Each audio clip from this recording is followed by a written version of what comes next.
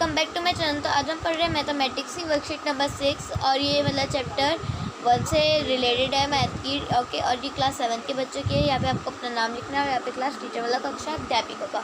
So let's start. तो इसमें हम पढ़ने वाले हैं इंटीजर, जो हम अभी पढ़ रहे हैं इंटीजर पे पूरा चैप्टर है, तो इंटीजर के बारे में ही पढ़ेंगे। First property of multiplication. अब प्रॉपर्टीज़ पढ़ेंगे आज, ये सारी प्रॉपर्टीज़ होती है और मल्टीप्लिकेशन की, ठीक है। Properties of integer under multiplication, मतलब मल्टीप्लिकेशन की properties. So let's start.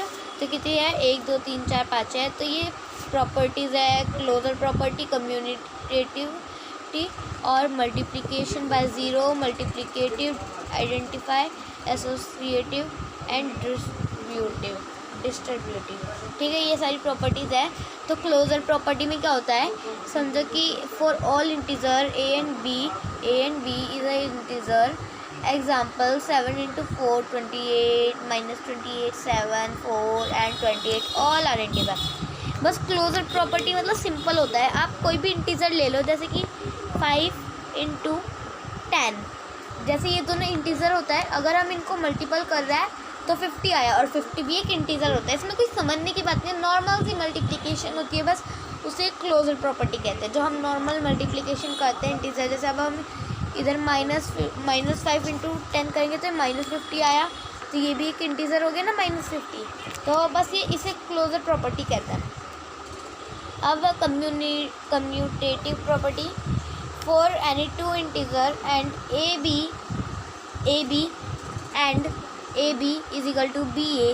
Example 3 4 3 × -4 is equal to में 12 इज इक्वल टू में -12 इज इक्वल टू में -4 × 3। इसमें इतना बोला गया है। कम्यूटेटिव में हम वो बदल सकते हैं, जगह निशान नहीं बदलने। जैसे कि इसमें बोला गया एग्जाम्पल में 3 × -4, इसका आंसर आएगा 3 4 12 और माइनस का निशान, ठीक है। -12 आ गया। और अगर हम ऐसे करें कि -4 × 3 तो 4 3 12 और माइनस का निशान।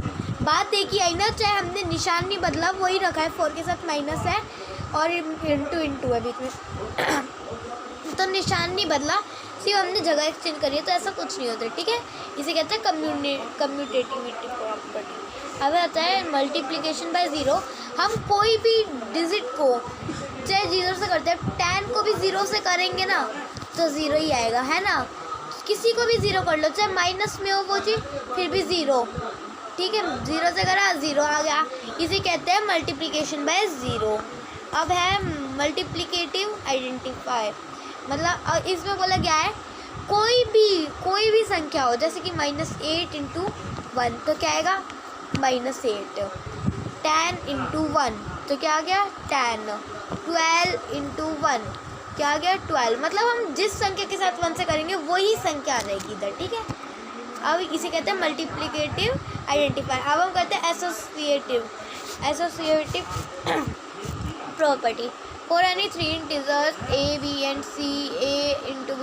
मतलब इसमें ये बोला गया सिंपल से, जैसे हम इनका एग्जांपल ही समझ लेते हैं कि 5 × 2 × 3 और फिर ठीक है। अब हम इसे सॉल्व करते हैं। सबसे पहले इसे हमने करा 5 × 2 कितना हो गया 10 × 3 कितना आया 30, इसका आ गया 30। और अगर हम करते हैं 5 × 2 × 3, सबसे पहले ब्रैकेट खोलेंगे तो 5 × 2 3 6 और 5 6 30। अब आप सोचोगे कि ऐसा क्यों ब्रैकेट तो चेंज हो गया।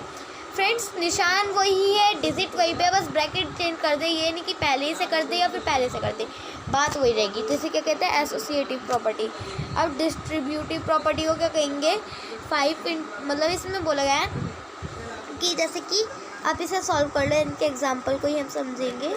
इसको अगर आप सॉल्व करो, ठीक है, तो इसमें होगा पहले प्लस कर दिया 3 2 प्लस करा 5 × 3 2 प्लस करके 3 2 5 हो गया, है ना। और अब 5 5 25 आ गया। अब दूसरे तरीके से करते हैं 5 × 3 प्लस 5 × 2।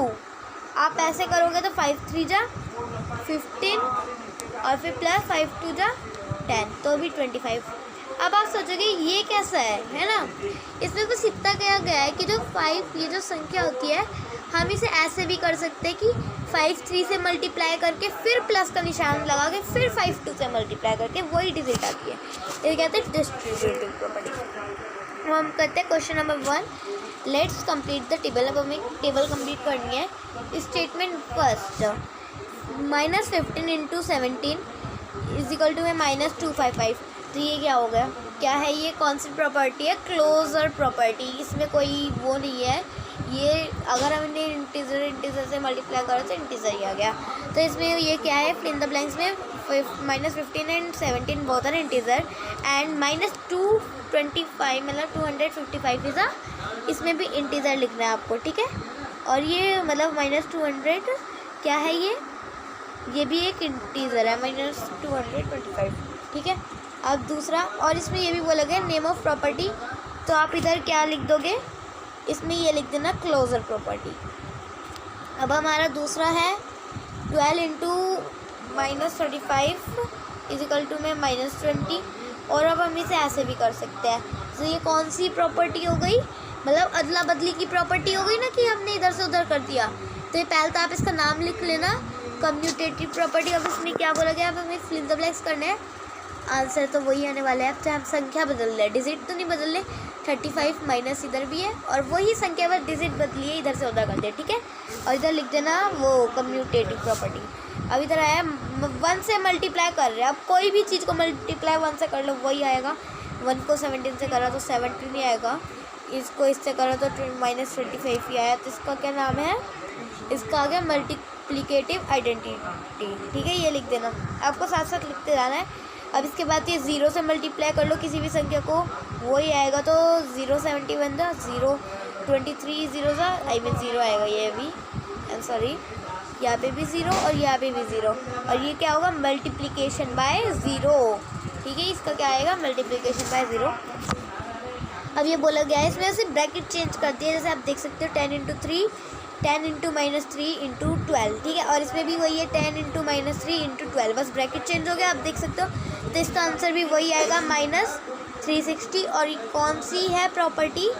और ये हमारी प्रॉपर्टी हो गई एसोसिएटिव प्रॉपर्टी, ठीक है। अब हमारा लास्ट 5 इंटू, अब इसमें सिर्फ इतना कहा गया है वो दूसरी तरीके से, जैसे कि मैंने बताया था 5 इंटू 3 + 2 हम इसे इस तरीके से भी कर सकते हैं। 5 से पहले 3 से मल्टीप्लाई करके फिर प्लस करके फिर 5 2, ठीक है।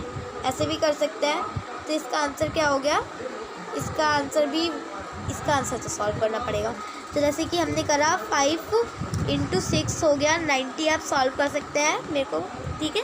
और 5 इंटू 4 हो गया 60। और जब हम इन दोनों को प्लस करेंगे 90 और 60 को, क्या आ गया? 160। फ्रेंड्स, अगर आपको ऐसा लग रहा है कि मैं गलत बताया तो आप सॉल्व भी करके देख सकते हैं, ठीक है। तो 150 आंसर आ गया इसका, है। तो इसका आंसर आ गया 150।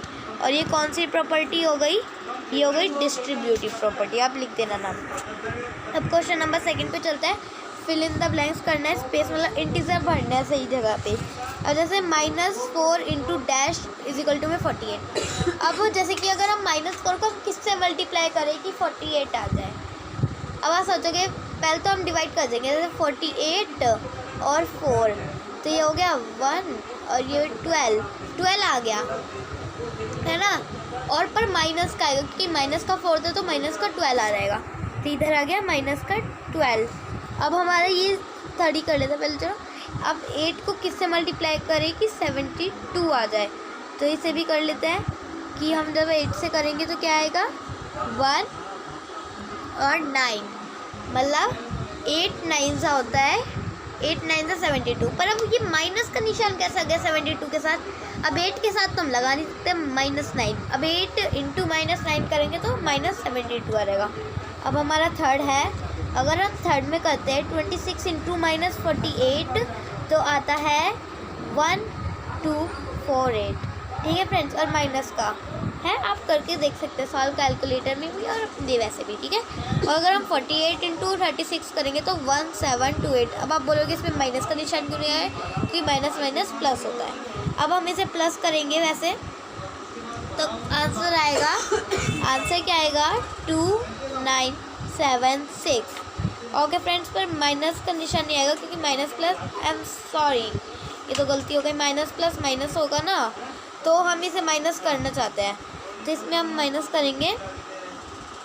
ओ तो अब हमारा माइनस होगा 1 2, ये हो गया, और माइनस पे 1 2 4 8। अब माइनस होगा तो क्या आएगा, 0 आ गया 8 में से, और जब इधर संख्या ली तो 12 में से 4 गए, और 6 7 8, और ये 6 में से 2 गए 4, तो ये आ गया 480।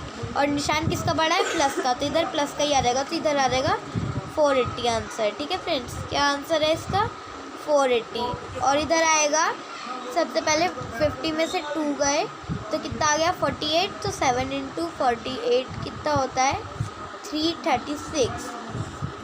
ओके फ्रेंड्स, अब हम चलते हैं अपने लास्ट क्वेश्चन पे। In a test of 10 question sorry 5 marks are awarded for each correct answer, 2 marks are given for each wrong answer, and 0 is for unattempted question.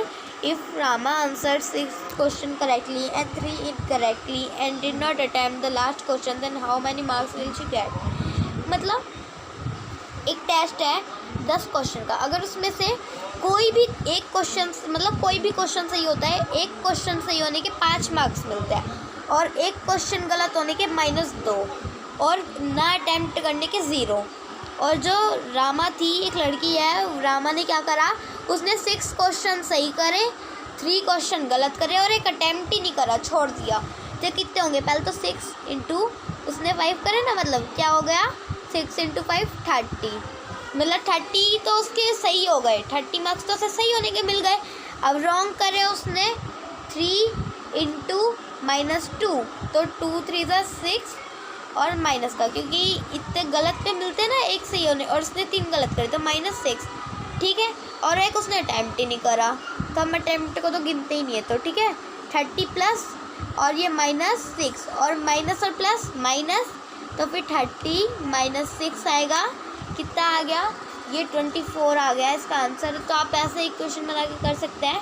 Okay friends, अब ये Covid appropriate behaviour CAB की तरफ से message आया है Covid से बचने के लिए। To stay safe in the fight against कोविड-19 वेयर अ मास्क। हमें कोविड-19 के अगेंस्ट बचकर रहना और उसके फाइट करनी है, मतलब बचकर रहना और मास्क पहनना। ठीक है, आप देख भी सकते हैं यहाँ पे पिक्चर। तो अगर आपको अच्छा लगा तो प्लीज़ लाइक शेयर करना भूलेगा। Thanks for watching.